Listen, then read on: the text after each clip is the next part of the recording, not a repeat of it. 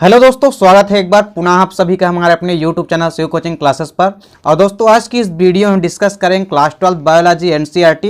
देखिए यहाँ पे हम कई सारे इंपॉर्टेंट अति लघु उत्तरीय प्रश्न देखेंगे, ठीक है, और साथ ही साथ उसके आंसर देखेंगे जो लगभग हर एग्जाम में पूछे जाते हैं, ठीक है, और पेपर में आने की उनकी पूरी संभावना है, ठीक है। तो आइए सीधे वीडियो को स्टार्ट करते हैं। देखिए पहला क्वेश्चन क्या है, अनुवांशिक रूप से रूपांतरित फसलें व पौधे, ठीक है। तो देखिए जो जेनेटिक मॉडिफाइड फसलें हैं, ठीक है, यानी क्रॉप्स जो होती है या अनुवांशिक रूप से जो रूपांतरित फसलें अथवा पौधे होते हैं, ठीक है, यानी जेनेटिक मॉडिफाइड जो फसलें होती है, ठीक है, तो क्या होती है बेसिकली, देखिए ऐसी फसलें जिसमें अन्य जीवों के जीन या डीएनए पाए जाते हैं, ठीक है, इनको हम ट्रांसजेनिक फसलें कहते हैं, ठीक है।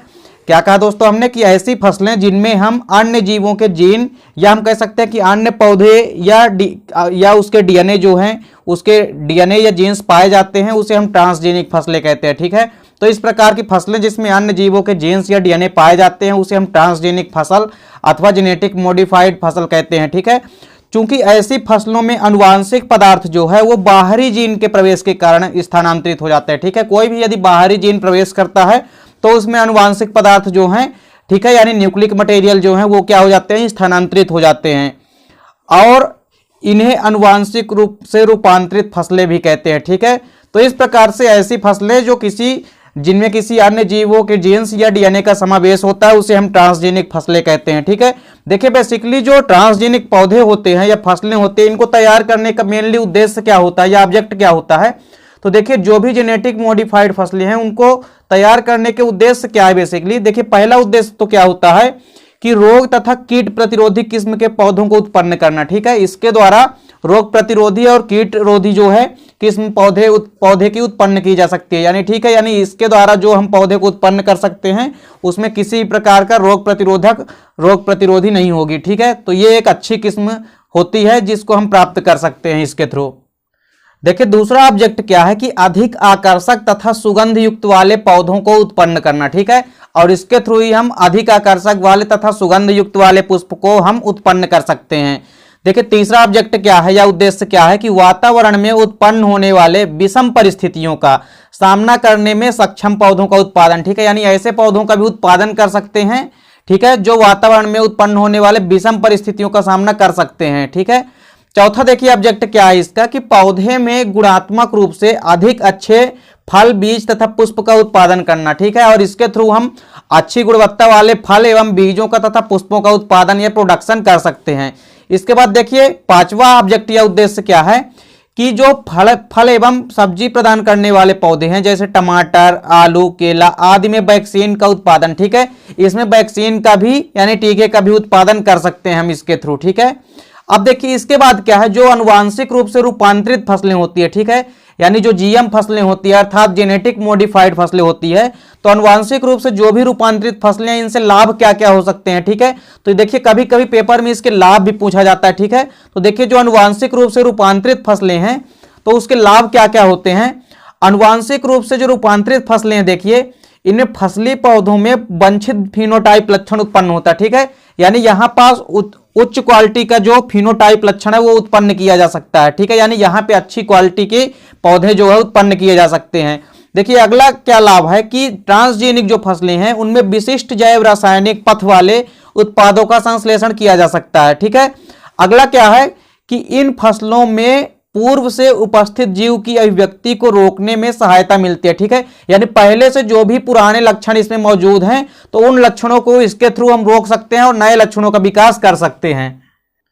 देखिए अगला लाभ क्या है कि जो जीएम पौधे हैं तो जीएम पौधों में प्रवेश कराए गए जीन की प्रकृति जो होती है वो पोषक पदार्थ प्रचुर मात्रा में पाए जाते हैं, ठीक है, यानी जेनेटिक मॉडिफाइड जो फसलें होती है या पौधे होते हैं उनमें प्रवेश कराए गए जो भी जीन्स की प्रकृति होती है वो पोषक पदार्थ उनमें जो है प्रचुर मात्रा में पाए जाते हैं और इस प्रकार ये उच्च गुणवत्ता वाले होते हैं, ठीक है, और ये उच्च गुणवत्ता वाले होते हैं, ठीक है, अर्थात ये अच्छी किस्म वाले होते हैं।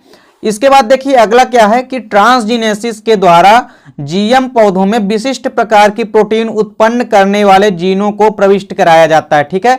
तो ट्रांसजीनेसिस प्रक्रिया के थ्रू जो जीएम पौधे हैं उनमें विशिष्ट प्रकार के प्रोटीन उत्पन्न करने वाले जीनों को इंटर कराया जाता है या प्रविष्ट कराया जाता है, ठीक है, अर्थात ये फसलें बाद में उस प्रोटीन का उत्पादन करती है और जिस प्रोटीन को इंटर कराया जाता है, ये फसलें बाद में उसी प्रोटीन को उत्पन्न करती हैं। ठीक है, तो यहाँ पे ये जो सभी थे क्या थे, अनुवांशिक रूप से जो भी रूपांतरित फसलें हैं उससे लाभ थे। इसके बाद देखिए हम देखते हैं, अब देखिए यहाँ पे हम देखते हैं जो प्रमुख जीएम फसल हैं, तो यहाँ पे हम कुछ जीएम फसलें देखेंगे तथा कुछ खाद्य देखेंगे और साथ ही साथ कुछ फल देखेंगे जो जीएम यानी जेनेटिक मॉडिफाइड रूप से रूपांतरित किए गए हैं। ठीक है, देखिए पहली किस्म क्या है, बीटी काटन या जिसको हम कपास कहते हैं। ठीक है, तो कपास की ही एक किस्म है बीटी काटन। ठीक है, तो देखिए जो बीटी काटन होती है बेसिकली यह कपास की ही एक कीट प्रतिरोधी किस्म है, यानी इसमें किसी भी प्रकार के कीटों का जमाव नहीं होता है। ठीक है, यानी कीट से ग्रसित नहीं होता है। ठीक है, अब देखिए इसमें क्या होता है, यह एक ट्रांसजेनिक पौधा है। ठीक है, जो कपास की यह कीट प्रतिरोधी किस्म है यह एक कैसी है, जीएम पौधा यानी जेनेटिक मॉडिफाइड पौधा है। ठीक है, अर्थात ट्रांसजेनिक पौधा है जिसमें बैसिलस थुरिंजिएंसिस नामक जीवाणु का एक जीन्स स्थानांतरित किया गया है। ठीक है, इसमें एक जीन्स इंटर किया गया किसका, देखिए इसमें बैसिलस थुरिंजिएंसिस नामक जीवाणु का एक जीन्स जो है स्थानांतरित किया गया है इसके अंदर। ठीक है, और यह जीन्स एक प्रोटीन का निर्माण करता है। ठीक है, और यह जो बैसिलस थुरिंजिएंसिस नामक जीवाणु है ये क्या करता है, एक प्रोटीन का निर्माण करता है। और इस जीन की उपस्थिति के कारण ही जो कपास होता है तो कपास के पौधे में भी जहरीले प्रोटीन का निर्माण हो जाता है। ठीक है, तो इस जहरीले प्रोटीन के चलते जो कपास की किस्म है इसमें भी जहरीले प्रोटीन का निर्माण हो जाता है। अतः लेपिडोप्टेरा के कीट इस पर आक्रमण नहीं करते। ठीक है, अब चूंकि देखिए यह क्या हो चुका है, यह जहरीला हो चुका है। ठीक है, इसमें जहरीले प्रोटीन का समावेश हो जाता है इस कपास में। ठीक है, जिस कारण से जो लेपिडोप्टेरा कुल के जो खतरनाक कीट होते हैं वो इस पर आक्रमण नहीं कर पाते हैं, अर्थात कपास का यह किस्म इन कीट का प्रतिरोधी हो गया है। ठीक है, अर्थात यह किस्म जो होती है वो कीटों का प्रतिरोधी करती है। ठीक है, अर्थात कीट इस पर आक्रमण नहीं कर सकते हैं। ठीक है, देखिए इसके बाद क्या है, यहाँ पे सब्जियां जो है, ठीक है, यदि सब्जियों की बात करें तो जेनेटिक मॉडिफाइड रूप से जो सब्जियां हैं तो देखिए बीटी जीन्स की उपस्थिति के कारण ये भी कीट प्रतिरोधी होते हैं। ठीक है, कुछ जो सब्जियां हैं ठीक है उनमें बीटी जीन्स की उपस्थिति होती है और इसी बीटी जीन्स की उपस्थिति के कारण जो सब्जियां होती है ये भी कीट प्रतिरोधी होती हैं, अर्थात इनमें भी कीट जो है आकर्षित नहीं हो पाते हैं। ठीक है, यानी कीट इनसे प्रतिकर्षित हो जाते हैं। तो इस प्रकार से देखिए यहाँ पे एक तो क्या हो गया बीटी काटन अथवा कपास और दूसरा क्या हो गया सब्जियां। देखिए इसके बाद अगला क्या है मक्का। ठीक है, मक्का या कार्न। देखिए मक्का में बेसिकली क्या है, यह भी अनुवांशिक रूप से रूपांतरित जीनों का समावेश किया गया है। ठीक है, यानी इसमें भी मक्के में भी क्या किया गया है, अनुवांशिक रूप से रूपांतरित जीनों का समावेश किया गया है। ठीक है, तो यानी जेनेटिक मॉडिफाइड जो भी जीन्स हैं इसमें इसका समावेश किया गया है, जिसके परिणाम स्वरूप जो पीड़क होते हैं ठीक है एवं रोगों के लिए प्रतिरोधकता पाई जाती है। ठीक है, इसमें भी जो पीड़क होते हैं अर्थात पेड़ पौधों को जो नष्ट करते हैं तो पीड़कों के प्रति ये प्रतिकर्षित होता है, अर्थात जो पीड़क होते हैं इनकी ओर आकर्षित नहीं हो पाते हैं। ठीक है, अर्थात इस प्रकार के जीन्स के समावेश के कारण क्या होता है कि इनमें रोग प्रतिरोधक क्षमता भी उत्पन्न हो जाती है इन फसलों में।